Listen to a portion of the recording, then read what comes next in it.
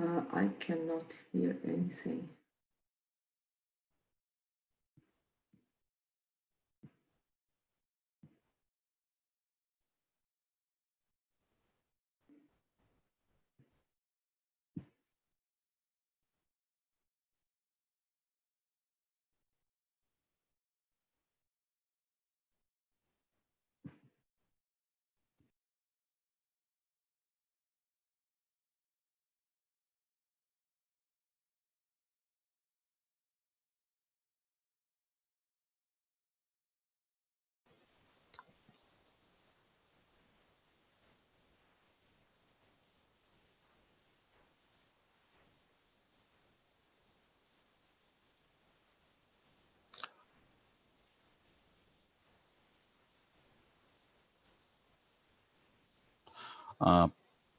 Could you please start talking? Yes, good morning. Hello. Good morning. Let's wait for Elder. Morning, Elder. Good morning, Flavio. Good morning, Cavanha. Good Morning, Rosana, Elder. Close morning, Flavio, Elder. Okay, everything working. Elder, you mute. Yeah, let's start. Everything okay, thank you. Brazilian tech companies doing business in the US. Participants, Flávio Guimarães, CEO at Radix US. Rosana Ellis, CEO at PhD Soft US. Elder Wyant, CEO at SWOT Action US. Good morning, Flávio, Rosana, Elder. Good morning. Morning. Welcome to the cafe. Morning.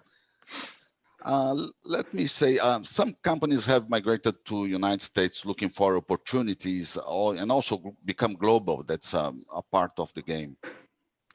In the engineering side, others in the technological view, and some more doing business in new ways, new models. May I suggest each one to tell us about the company's motivation, the challenges that you faced in the past, the job you did for today have this business in the United States. Let's start with Flavio, please. Yes, sure. So we are engineering and software company that the focus is technology services. And we started 10 years ago in Brazil. And by that time, 10 years ago, so the economy was booming, especially in the oil and gas business. So we didn't have time to look abroad. So our focus was mainly in Brazil. But then 2012, 2013, the first hiccups in the economy came. And then so we decided, so in order to keep growing, especially in the oil and gas business, so we had to go abroad. And so Houston was, since the focus initially was in the oil and gas industry, so Houston was the natural choice. So Houston is the energy capital of the world. So the major IOCs, the major oil and gas companies in the world are here. So we decided to come here. This was mid of 2013. Yeah, which part, Flavio, of engineering your company does business? We address the whole cycle. So we start with conceptual design, basic design, and then feed and detailing engineering. We are not an EPC company. We are EPC, it's engineering, procurement, and construction. So we are an engineering company. And for the design process, I mean, yeah, for the conceptual design, for the basic design, for detailed design too. So, yes. Okay, for oil and gas and energy. Yeah, and also other industries, also chemicals, pulp and paper, metals and mining. Okay. But the major focus, I would say that by that time, oil and gas was 60% of our business. Okay. Perfect. Yeah. Thank you. But then we support procurement and we support construction. So we do the engineering and support procurement and construction. Perfect. Thank you, Flavio. Also, not only engineering, but also we deal also with the automation and operation and also software development. So we bring together these three different skill sets. And then I can talk later about how this was a main leverage for the business. Sure. Yeah, excellent. Rosana, please, could you please do the speech for us? Good morning, everybody. Thank you so much for hosting, Cavania. Great opportunity, really interesting discussion. I'm work with PhD Soft, and we have a very similar story than Flavio, than Radix.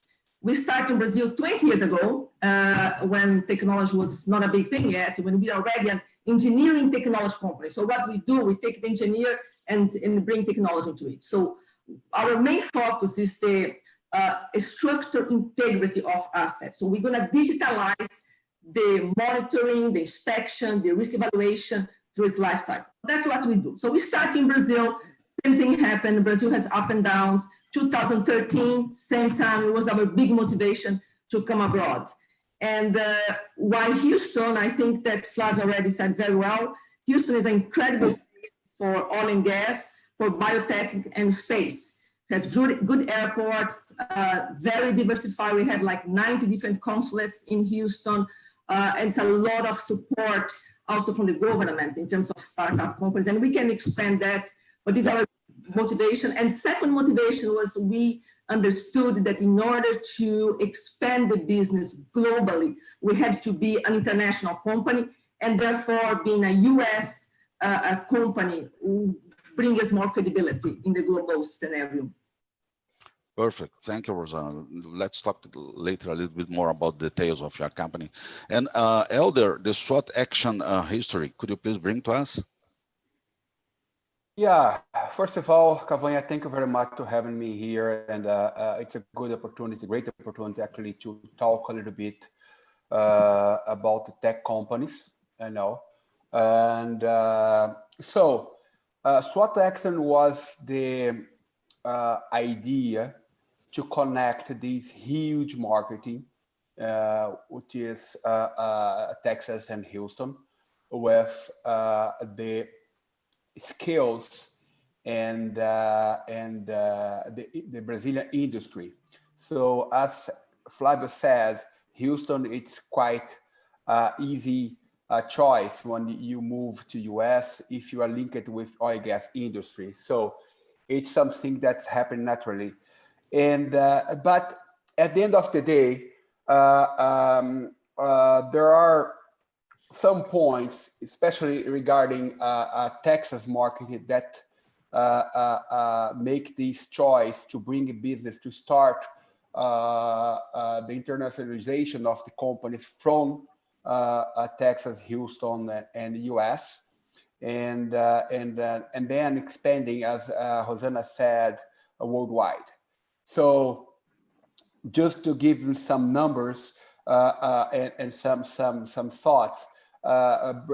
Texas, it's becoming the epicenter of the American technology industry. So most of the companies moving from California to Texas for several reasons. So right now you have more than 250,000 employees directly linked with tech companies in Texas. So, and we have more than 18,000 IT companies in Texas as well. So it's brings a lot of competition for sure, but a lot of opportunities, and the environment, it's pretty good to develop business from in Texas and from Texas. And what SWOT action does? I mean, specifically, what's the plan? Our main goal is helping the Brazilian company connect with the American marketing and help them to understand the industry and especially the culture. You know, doing business in the United States, of course, is a bit different from doing business in Brazil. And we have this learning curve that for sure Flavio and Rosanna are talking about, the learning curve that they had. And they try to expedite this learning curve and connect with the marketing straight away. Okay, great. And how long are you in the United States, Flavio? 4 years, I suppose, and Rosanna more than this time. 4.5. 2.5.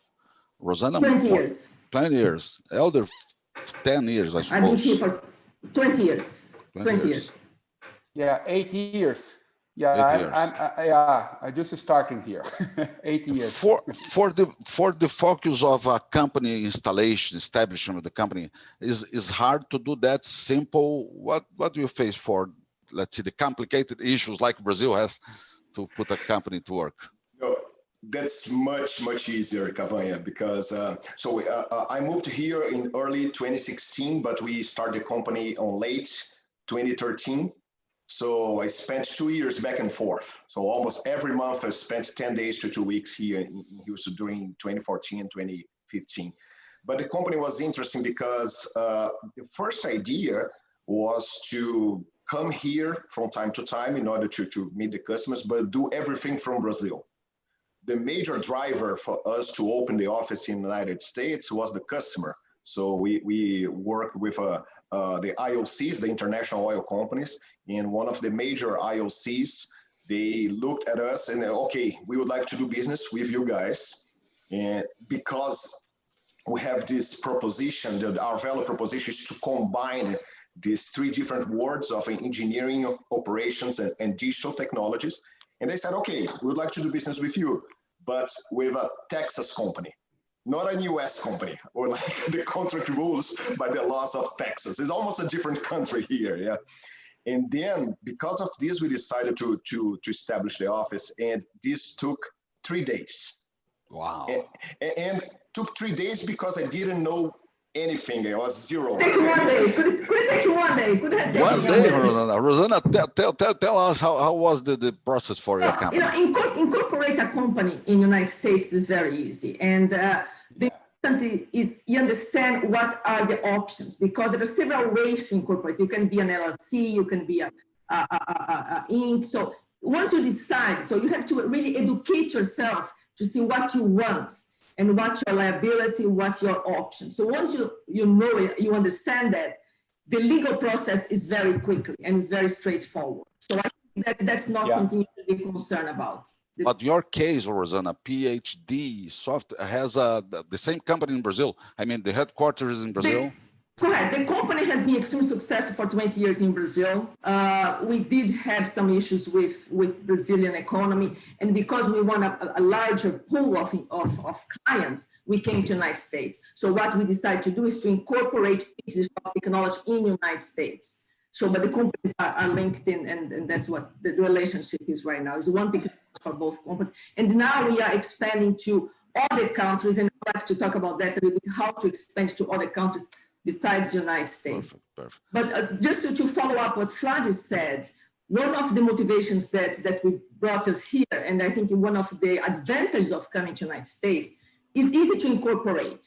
But also you have a lot of advantages in the United States because PhD qualified for some grants, like we were able to, have support from the US trade to go to Hannover Messe in Germany because we're Texas companies.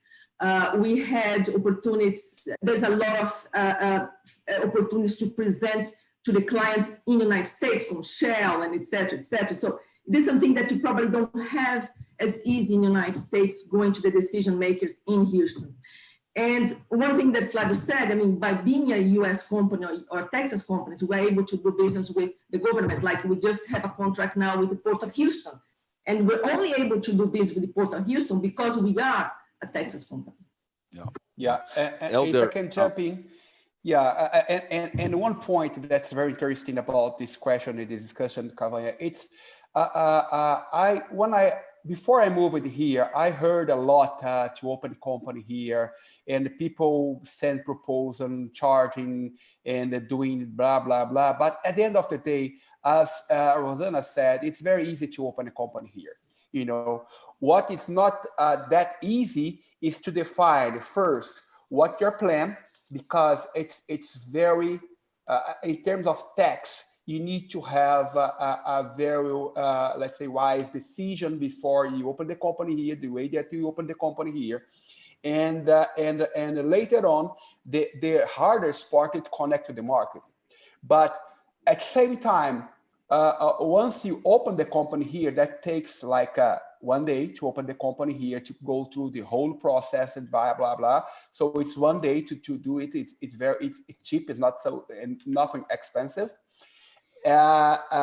We are able to move the company from US to others countries with a lot of support. So the decision before to open the company here, I think is the hardest part from the Brazilian companies. And the motivation that we are to open the company in US is another point that the business person in Brazil must understand what their what are their goals. Once they define it, the process to open the company, start to run a company here, it's quite easy. But there are some points very tricky, like a financial system, like a credit history. So there are points that people need to understand and facing these, let's say, new ways to doing business and putting them plan, you know, and then strategy. Yeah, that's for me, it's the point that people must pay attention. Okay, only a remark to the audience. Let me put there is a QR code in my left side that you can scan and make questions to the presenter. So it's very easy to interact with us if you need. Yeah. How do you deal with, how will you deal with competitors? Oh, sorry, Flavio, go ahead, please. No, I would like to add one point that to bring this to the other companies, the experience that we had, because unfortunately by that time we did not know Elder's company, so we did not look for support. So what would be the best way for a Brazilian company to start business in the US? And that's, I believe that's one of the problems with engineers, because we think that we can learn everything and do by ourselves. But the three main points that I do recommend for the companies that would like to start here is to have this kind of a consultant support. One is the legal part. So it'd be good to have a kind of a local lawyer here in order, especially the way that you're going to establish the company, as Rosana said, this is important. So having an accounting company in order to support you, in order to prepare all the documentation, to pay the taxes correctly.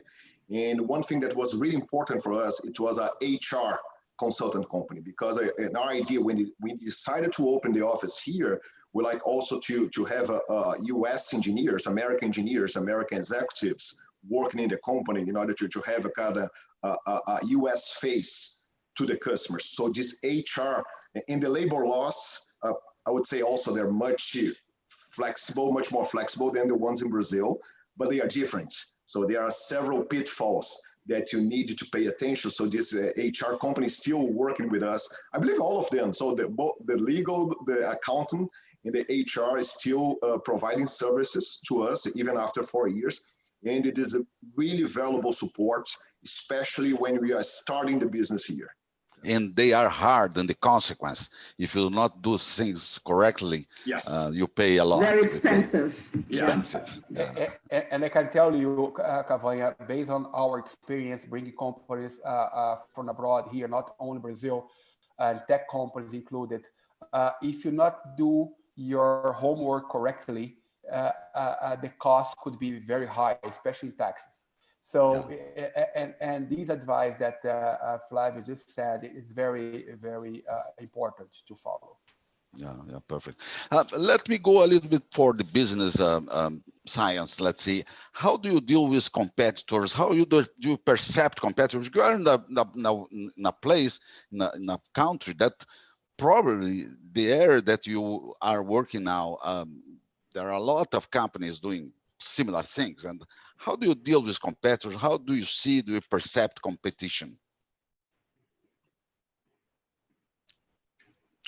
I can start. Sure. So go ahead, Flavio. Okay, so yeah, as I said in the beginning, our main value proposition is to combine so these different three skill sets in the engineering technologies, operation technologies, and digital technologies. Yeah, and the one thing that's important to see here that in US, there are already excellent engineering companies. They are really good engineering companies.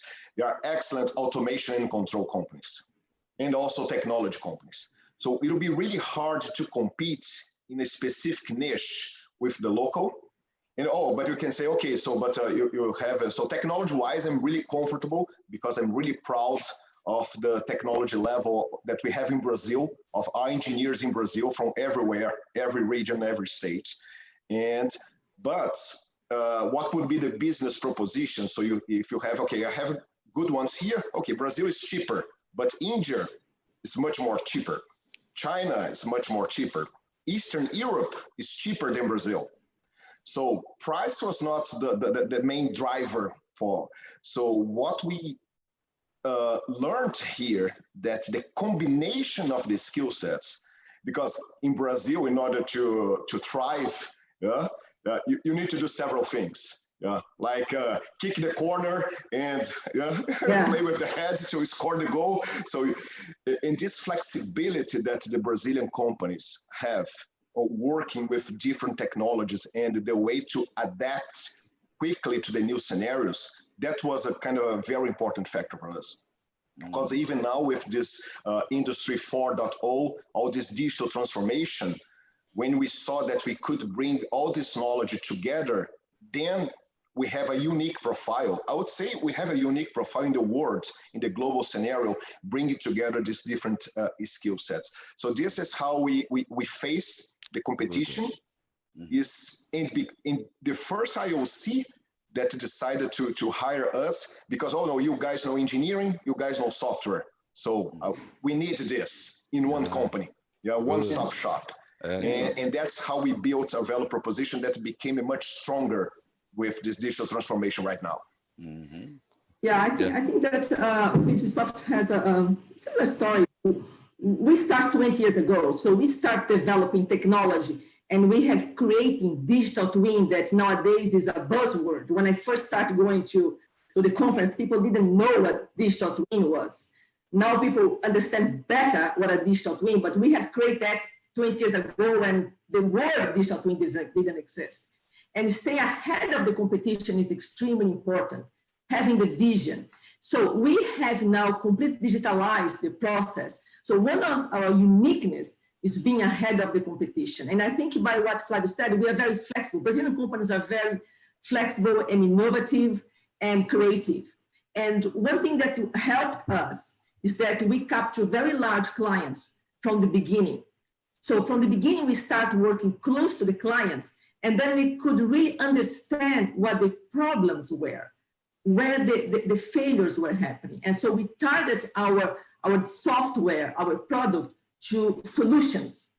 And this was really important for us. So I think that today we really know where the pain is for the clients. And I think you have to focus on what the client wants, not what you think is a cool software, because today the companies are not buying because it's nice to have.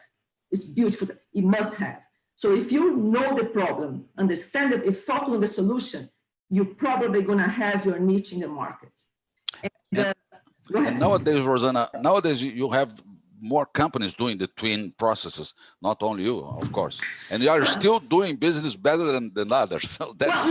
Well, what people sometimes get confused is that digital twin is just a tool. A digital twin is not what we offer. What we offer is the analytics that the digital twin does. So the actually is the tool when you work in from commission to the commission to better manufacture, to better monitor the risk. So the digital twin captures all the information that is happening in the asset lively. So you know what's in your platform. So what's the temperature, what's the pressure, what's the corrosion, using analytics, engineering norms to analyze all these risks and say, that's the problem. And that's your life extension. So that's what we do. So it's the analytics that is the sauce, the secret sauce. The intelligence, the process of the life cycle intelligence. Correct. Elder, in your case, you face some, of course, challenges in terms of other companies doing things similar to your company. How do you face these things? I'd like more than tell what will be the competition to Sweat Action. I'd like to address more what the Brazilian companies maybe they needed to focus on. So Brazil has this DNA to survivor DNA, you know, we survive by crisis, we survive by change of rate, exchange rate, we survive for political crisis, you know, we survive for all of that. You know, we have a crisis like annual soccer championship. So every year we have some kind of crisis. So it's impressed in our pretty our DNA, and the flexibility is part of our big skills. You know, that American company, it's most of them, as Flavio said, there are other engineers companies here, you know, good engineer company, but they're focused in one solution, other solution, in other solution.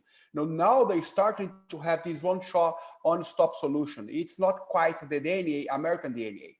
That's what brings a lot of advantage to Brazilian companies here, and that's one point. The other point that you'd say, a lot of people have the speech, I can save you cost and time. Everybody can do the same. Everybody says the same. I can save you cost and time. It's not the speech that attracts anyone anymore. If I'm planning right now to bring my business to US, I will focus on one good solution that I'm really, really good. And I'm searched to have the first case here to create, because we have a tremendous competition here in the US, but people listen more and more for new solutions. And once you have it, one case done here, we can break in the marketing using this DNA flexibility with the case done in the US to break in the marketing. It's time consuming, you know. We need to have a plan. You need to be very persistent in your goal. But at the end of the day, I can see not for SweatAction, but to companies like Radix, like PHSoft and other, what they had, what I can see from outside is this capacity to combine expertise with this Brazilian DNA, you know, providing a different solution to the market. That's I'm sure, especially in tech companies, it's very, very, very valuable. So adding value to the process for the American marketing. Let me incentivize the group to make questions between us. It's much better to, because of course you have more questions to each one for the other than I have. But I have a question. I would start. So imagine that a company, a Brazilian company, is thinking to go to the United States, to establish a company in the United States. What are the three main vectors, three main drivers to be considered in this assessment? Well, I think that, you know, as we mentioned before, the reason to come is very obvious. I think that the opportunities, the money, the scenario, how you position yourself, your position, the global market being US companies is very important. But then I think that we can also think, what are ways to come here? You know, one way is you come here, you bring someone, you incorporate, and you start your business. But this is very expensive too. And not everybody's going to succeed. So you have to make sure that if you put the effort and money and doing that, you're going to succeed. Otherwise, it's going to be a big setback to your company. And so sometimes what companies have done is test the market. So, and sometimes we do this not in the US, but we do this in Malaysia, in Singapore, in Europe. What PhDSoft does, we have partners. Okay, so you can start trying your product in different markets. For instance, I'm going to give an example. In Malaysia, okay, we have a company in Malaysia that has great synergy with us, and they are already selling to Petronas, with the main company there, or other company. So they are helping us, they're carrying us to that market. So that's one way of doing, creating synergy. However, I'm going to also say that partnership is not a very easy to do, because a lot of times people meet and say, okay, my company does this, your company does that, we have synergy, let's be partners, and nothing will happen. And most of the time, nothing will happen.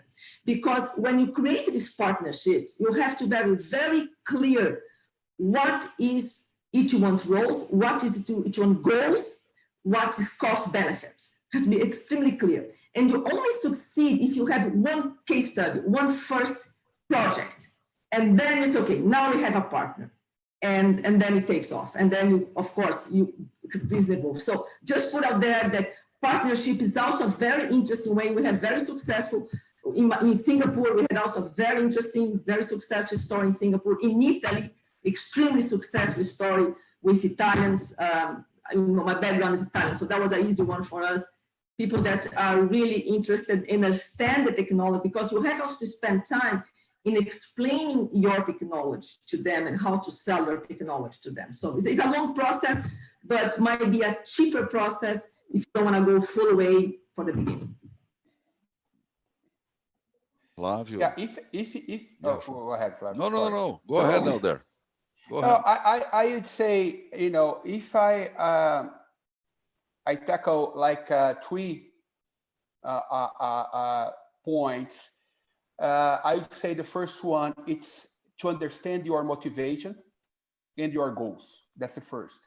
If you don't have the right motivation, you don't have goals, don't do that. Don't do that.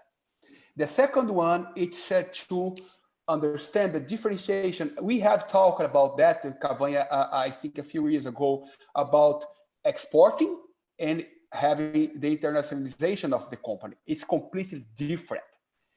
Everything is different. Don't say that I'm already selling to US, I'm good. No, it's completely different animal. Yeah. Completely different animal. And the third point, I would say it's to understanding the marketing really. As Flavio said, sometimes we engineers said, no, it's quickly to solve, it's quickly to understand, it's quickly to learn. It's not. Let's give you some ideas here about the Houston and Texas market that I can make it clear. Most of the people, and especially Brazilian companies, looks to Houston like he's the energy capital. So if I bring my tech company to Houston, I need to focus on the oil and gas marketing. But let me tell you something. Just here in Houston, we have around 700 companies, tech companies in Houston. Okay, right now. So in these 700 companies, they each employ around 30,000 direct employees.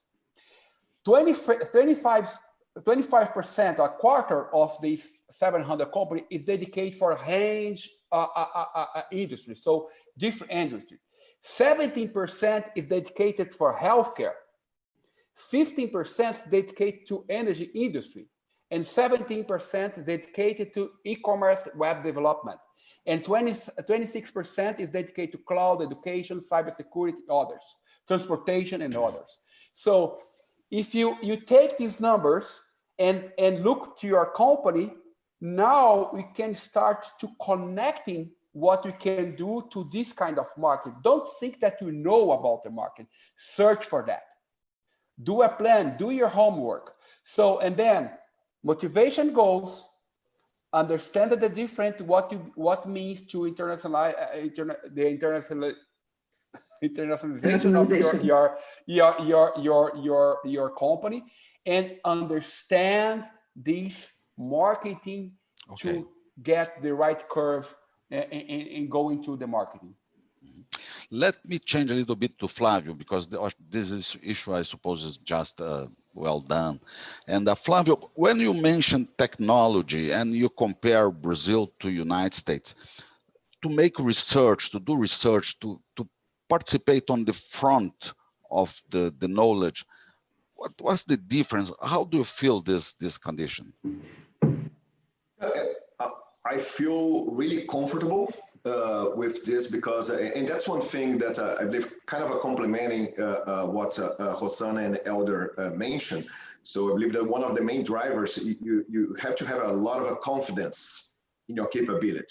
You have to have trust in your capability to deliver. Yeah, and that's and for the past, so we are in this business for 30 years. Yeah, so we really know what we are capable of, and that's something that's the American culture. They really praise this. That okay, if you are confident on this, so show me.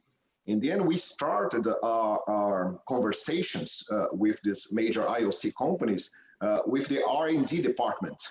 Yeah, so we started our business 30 years ago doing projects to Sempis, to the R&D department of Petrobras. Yeah, so we are really comfortable with this environment of research. And I would say that our first customer here in the United States was the R&D department in this IOC company. And I would say today it's, fortunately, we are doing business with all different business units, downstream, upstream, production, but the major one is still the R&D. So again, why? So combining this capability, so we understand the process, we understand the exploration and the production process in upstream, we understand the refining business, but we also understand the technologies. So let's sit together and think about new ways to develop something new and to optimize our process. Again, as Elder said, so we are used to face crisis all the time. So I believe that putting together this strong technical background that the engineers have, and again, I'm really proud of the background of the Brazilian engineers, but with this way, in order to think, let's say, out of the box, yeah, to find new perspectives to solve a problem, this is a strong combination in that the customers in the US wants to deliver because they are going to test you. They are going to test you. That's one thing that I heard, and what kind of I was surprised that a lot of companies here do not deliver on time, do not deliver on budgets, do not deliver with the quality expected. So we face this kind of lack of trust from the end customers. But once you receive the chance and you deliver on time, you deliver on budgets, and we deliver with a high quality, so this trust start to be built. Yeah. Especially in the R&D scenario. Yeah, Flavio, let me belong in your answer because it's a curiosity of my side. The end user and the procurement teams from the IOCs, they accept well the long conversation explanation, or they are more like I have a request, a requisition, and must go this way. And this is a point. And the second point is more pull or push system to the vendor. I would say that the procurement departments, they work really well once you have an internal sponsor. So you can, I have already met several procurement officers and really good conversation, but they told me it's a long process to establish.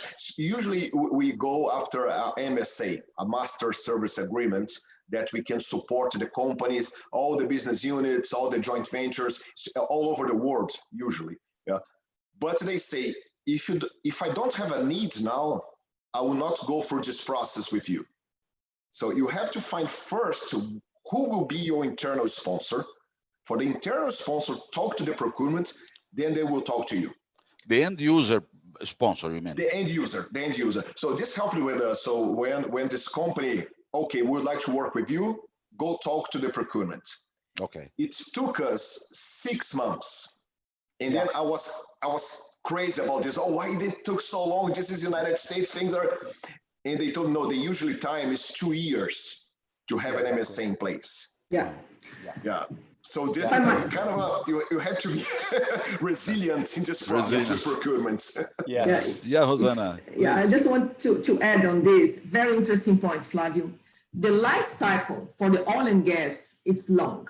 It's 1 year as an average. So 6 months, congratulations. Good job. Because normally it's over 1 year. And you know, because nowadays, companies have to think about that. They go and they want to explain the product they have. We have such a cool product. And maybe you're gonna impress the user, the operator. Let's say in our case, the maintenance guy is gonna be completely impressed. But that's not the only person you have to impress nowadays, because you have to speak several languages. The operation, the finance, why I have to buy this, what is my ROI, my return of investment. And then the IT, how am I gonna connect this to what I already have? Because I already have a system in place. So keep in mind, when you're gonna put your offer, you have to make sure you target these 3 points. Otherwise, one of them will go against you. You might convince, okay, it makes sense, but the IT said, we cannot install this because it doesn't work in our system. Yeah. There's a lot of blocks, and that's why I think it takes a long time.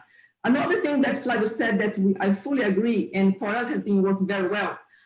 We have been very successful in penetrating large companies through the R&D department, because companies now understand that they need digitalization. Without technology, they're gonna stay behind.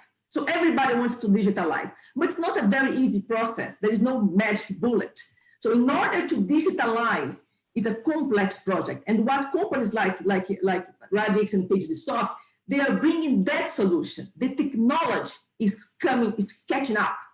So when you go to R&D and you explain to them how you can help that digitalization and bringing the company to 21st century, you have a chance. So they might fund what they call pilot project. I don't like the term very much, but that's what they call. Let's see if you deliver.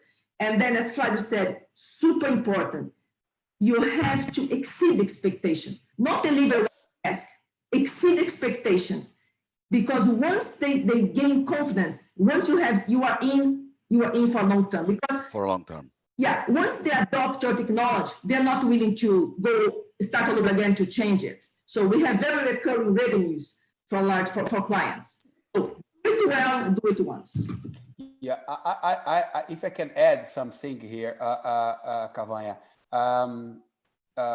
most of the people that I have relation here, we started this relation in the industry in a small show, small conference, like a local events. And what we are learning, we need, first of all, these R&D departments, it's huge. We need to add as much we can because it's huge. But at the same time, we need to go to the brown field, the blue field, people that are in the field to explain what you can deliver, how you can make their life easier. But this process is take more than a year, mostly, average. And that must be in the plan of the company that they want to come to the US marketing. It's like we have a huge mountain that need to go step by step. It's quite hard. We often think to give up in the middle of the process, but once get there, we take the elevator. But to get the elevator, to push the button, it's hard. So we need to have consistency. We need to have this hard work to convince the process in the company and to break in this process through the procurement, for sure. It's one point, but as Flavio said, you need to find a sponsor and you need to go to the R&D. R&D, it's a really good way to start doing business here. And as Rosana said, the pilot, it's quite usual here. They need to understand if you can deliver what you promise. So, and then you need to under-promise and over-deliver always. Okay. Yeah, sure, Flavio. Sure. Yeah, no, I'd like to add something important regarding the R&D. So I totally agree with Rosana and Elder that R&D is a great way to have the foot on the door, those companies, yeah, to show your value there. But I would say that's not sustainable because I'm facing my second crisis in the oil and gas market here. So when I moved here, 2016, it was in the kind of the mid of the oil crisis. And now we are facing another one with COVID-19 and of course the oil prices went down. And so the first thing that to cut budgets is R&D. Oh. So that's the point. So you use R&D to get the foot on the door, but then you need to go where the money is, where the investments are. Yeah. So for the production facilities, because again, as Rosana said, the financial impact of the technology is one of the major decision factors. You know, if they would buy your services or not. So this is our, I would say, especially with centralized companies, there are some IOCs that are really centralized, that are main challenge to get to the different facilities all over the world. Okay, you can save some money here. We can bring results to you here, because when the crisis comes, R&D funds will be cut. It's not but enough. operations and maintenance will be there. Yeah. Yeah, no, clearly, I think that the R&D is to get into the door, but then once they adopt your technology, they're going to be using in all their assets. Because if you have 3 cars, you're not going to insure only one, you insure all your cars. So you prove an asset, and then they will take it. And I think that's a good point. Excellent. People, we have 45 minutes of our meeting, so it's a good time for that. So I would like to ask you for the conclusions. And I would like to suggest that you bring a phrase that can put all these things that we talked before in a phrase or in a short thought. Maybe? Sure. Okay. I would say trust. Yep. Because trust is really important in several dimensions. You need to trust your business, your value proposition. You need to build the trust with your customers by delivering, as we said. And I really recommend to build a local team. So we hire American engineers, we hire American executives, but you need to build the trust with these professionals to come to work for you. Yeah. Good, so why they would come to work for a Brazilian company? Yeah. Very strong thoughts. Very strong thoughts. Trust and local. Trust is, yeah. I would say that's one of the major factor in this adventure. Yeah. Yeah. Let's go to Elder first this time, before Hosanna. Okay. I'd say one point that I'm very excited about this pandemic describes everything that's happening right now. It's always you have the good side of the crisis, you know, especially in this pandemic. I feel like the way to do business, not only here, but in global wide, it's changing a lot. The globalization is not the same what was in 4 months ago. I would say companies, like tech companies, could host the technical research in several different companies. And as globalization had before. But at the same time, we need to have local people that people trust, as Flavio said, looking in the eye. It's the paradox that you have this globalization changing, you know, we still have this boarding and this kind of exchanging value and experience and goods between countries, but in different way. Okay. I can see right now a Brazilian company is doing a lot from Brazil, but they need to have someone in the market that they want to break in. It's crucial at this time, and that's, I think it's one point that I'd like to leave. And for the Brazilian companies, I would say we are really good. We can break in any market in the world because we are good. Trust ourselves, as Flavio said, and do your plan to execute it well. Excellent. Thank you. Hosanna, please. Look like they used up my time, so I'm very brief. No problem. There is no one way fits all. Every company will have a different way to get there. So don't think that that's the only way, that's how we did. There are many ways of doing it. Be persistent and ask questions. And, you know, Armando, feel free to share my email address if anyone wants further questions, further suggestions. Sure. I'm in Houston, whatever I can help, more than happy to. And actually, I forgot to mention that when we came here also, we were members of Houston Technology Center. They don't exist anymore, but these accelerators are a great way to do, you know, to meet people, to network and create opportunities. So don't forget about the networking that you can create in Houston with a lot of organizations that I forgot to mention, actually. Good point, Rosanna. In the post of LinkedIn, you can add some details of your contact, so it's much easier for you. You will mark your people there. So I copied trust, to be local, and see the differences. The three phrases that could be here. Yeah. I would appreciate having Hosanna, Flavio, and Elder. It was a pleasure for me to talk to you today. And I would like to ask you, do not leave I will cut the live stream now and be back to have a short conversation with you after. Of course. Thank Thank you you very very much. much, everybody. Thanks for your time. Appreciate the everyone. opportunity. Bye-bye. Pleasure. Safe. Thank Bye-bye. you. Have a good Give me day. 3 minutes. I will be back. Very short.